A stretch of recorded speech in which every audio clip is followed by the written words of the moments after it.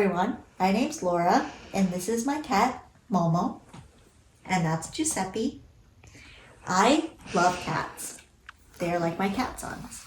And today we're going to be reading Millions of Cats. I personally think cats are great. If you guys have cats, I hope you cherish them because they're great friends. Millions of Cats.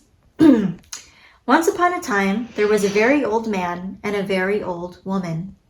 They lived in a nice clean house which had flowers all around it except where the door was. But they couldn't be happy because they were so very lonely. If only I had a cat, sighed the very old woman. A cat? Asked the very old man. Yes, a sweet little fluffy cat, said the very old woman. I will get you a cat, my dear, said the very old man. And he set out over the hills to look for one. He climbed over the sunny hills. He trudged through the cool valleys. He walked a long, long time, and at last he came to a hill which was quite covered with cats. Cats here, cats there, cats and kittens everywhere. Hundreds of cats, thousands of cats, millions and billions and trillions of cats. That's a lot of cats. Oh, cried the old man joyfully. Now I can choose the prettiest cat and take it home with me. So he chose one. It was white. But just as he was about to leave, he saw another one all black and white, and it seemed just as pretty as the first. So he took this one also. But then he saw a fuzzy gray kitten way over here, which was every bit as pretty as the others. So he took it too. And now he saw one way down in a corner, which he thought too lovely to leave. So he took this too. And just then, over here, the very old man found a kitten which was black and very beautiful. It would be a shame to leave that one, said the very old man, so he took it. And now over there he saw a cat, which had brown and yellow stripes like a baby tiger. I simply must take it, cried the old man. And he did.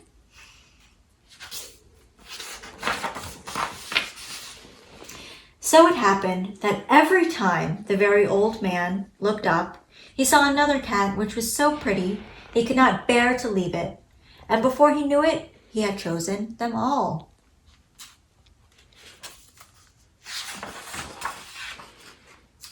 And so he went back over the sunny hills and down through the cool valleys to show all his pretty kittens to the very old woman. It was very funny to see those hundreds and thousands and millions and billions and trillions of cats following him. They came to a pond. Mew, mew, we are thirsty, cried the hundreds of cats, thousands of cats, millions and billions and trillions of cats. Well, here is a great deal of water, said the very old man. Each cat took a sip of water, and the pond was gone. Mew, mew. Now we are hungry, said the hundreds of cats, thousands of cats, millions and billions and trillions of cats. There is much grass on the hills, said the very old man. Each cat ate a mouthful of grass, and not a blade was left.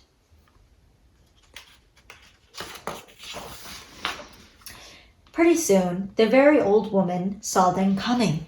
My dear, she cried, what are you doing? I asked for one little cat, and what do I see? Cats here, cats there, cats and kittens everywhere.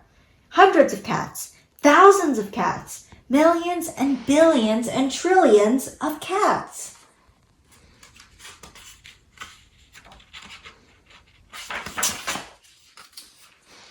But we can never feed them all, said the very old woman. They will eat us out of house and home. I never thought of that, said the very old man. What shall we do? The very old woman thought for a while, and then she said, I know. We will let the cats decide which one we should keep. Oh, yes, said the very old man. He called the cats. Which one of you is prettiest? I am. No, I am. No, I'm the prettiest. I am! No, I am! I am! I am! Cried hundreds and thousands and millions and billions and trillions of voices, for each cat thought itself the prettiest. And they began to quarrel.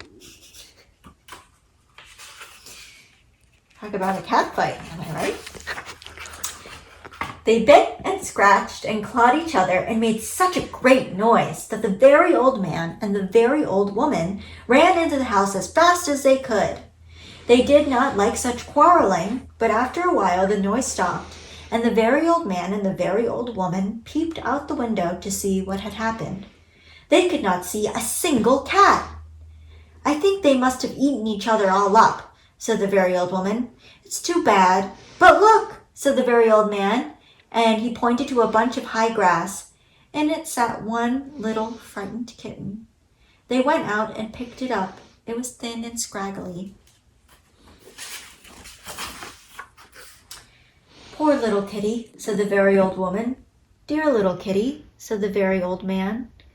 How does it happen that you were not eaten up with all those hundreds and thousands and millions and billions and trillions of cats? Oh, I'm just a very homely little cat, said the kitten. So when you asked who was the prettiest, I didn't say anything. So nobody bothered about me. They took the kitten into the house, where the very old woman gave it a warm bath and brushed its fur until it was soft and shiny. Every day they gave it plenty of milk, and soon it grew nice and plump. And it is a very pretty cat after all, said the very old woman. It is the most beautiful cat in the whole world, said the very old man. I ought to know, for I've seen, you guessed it, hundreds of cats, thousands of cats, millions and billions and trillions of cats, and not one was as pretty as this one. There's the little cat. So I think we'll finish this off with reading a bit of one of my favorites that we didn't get to finish in another video called Frog and Toad Are Friends. Let's see where we left off on this one. I do love Frog and Toad a lot because I think I have someone very special in my life who is my frog and I'm Toad. This is called The Letter. Toad was sitting on his front porch. Frog came along and said, "What is the matter, Toad? You are looking sad." "Yes," said Toad. "This is my sad time of day. It is the time when I wait for the mail to come. It makes me very unhappy." "Why is that?" asked Frog. "Because I never get any mail," said Toad. "Not ever?" asked Frog. "No, never," said Toad. "No one has ever sent me a letter. Every day my mailbox is empty. That is why waiting for the mail is a sad time for me." Frog and Toad sat on the porch, feeling sad together.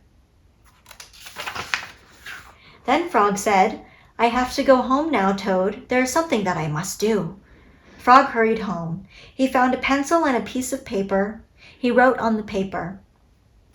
He put the paper in an envelope. On the envelope he wrote, "A letter for Toad." Frog ran out of his house. He saw a snail that he knew. "Snail," said Frog, "please take this letter to Toad's house and put it in his mailbox." "Sure," said Snail, "right away." Frog looked out the window. The snail was not there yet. "But Toad," said Frog, "someone may send you a letter today." "Don't be silly," said Toad.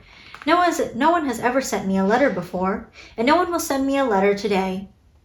Frog looked out the window. The snail was still not there. "Frog, why do you keep looking out of the window?" asked Toad. "Because now I am waiting for the mail," said Frog.